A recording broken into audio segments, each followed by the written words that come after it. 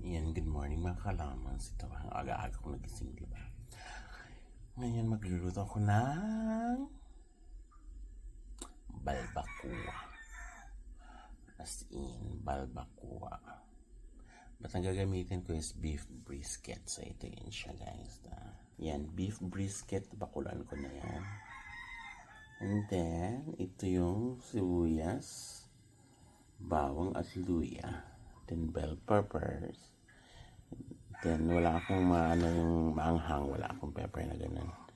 Then ito is yan, black pineapple chunks, pork and beans, peanut butter, and I'm using sibot.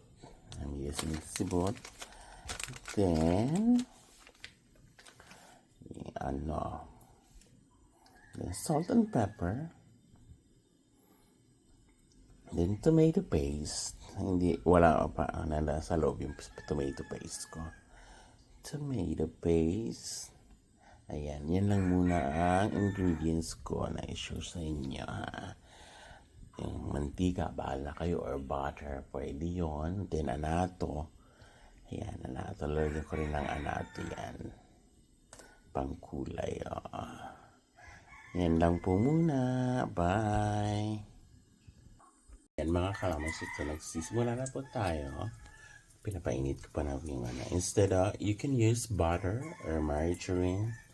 But ako, ginagamit ko is vegetable oil. Ngayon, ito yung iuna ko. Ako naman kasi hindi ko pinagsabay ko na to, pareho lang.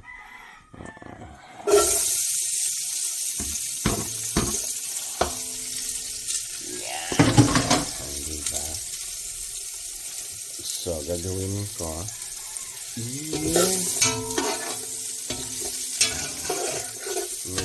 maker until becomes translucent na kalam.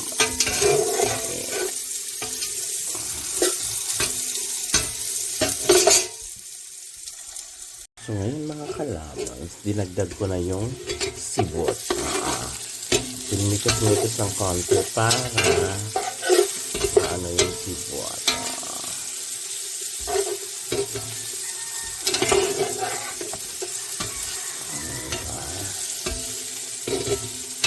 Ayan. Malapit na yan siya ng konti. So, tapos medyo lalabas na yung amoy ng mga aromatics natin. Saka natin ilalagay yung beef brisket. So yan mga kalamons, ito na, idadagdag na natin yung pinakuluan nating beef brisket kahapon. Ayan na.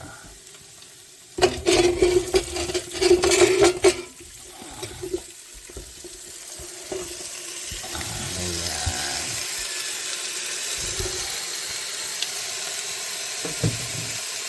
Ngayon mga kalamons, imikas-mekas na natin.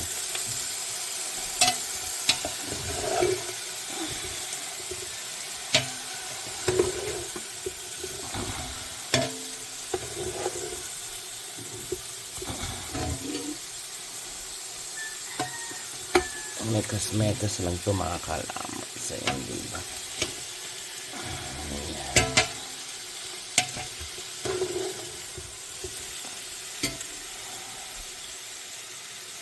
Sinabawan ko na mga kalamans at saka nilagyan ko na ng anato. Parang kulang pa nga yung anato. May na-adjust ko na lang yung anato.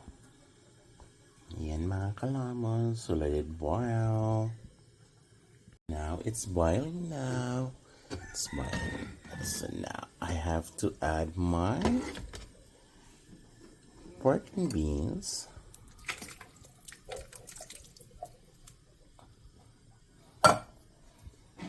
Then pineapple chunks. Even the black beans. The black beans.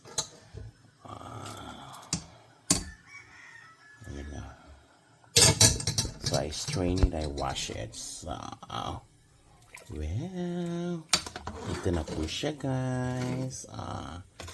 Yan.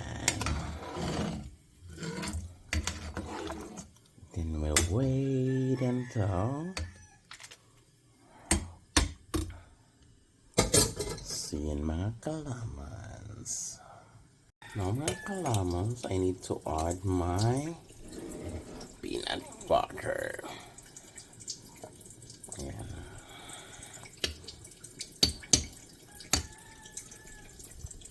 Mga kalamans, ito na po siya. Ayan, diba? I already put the tomato paste. See? Oh my goodness. Ngayon, nilalagay ko na yung bell peppers. So, yung mga ano na dapat mga peppers na yan.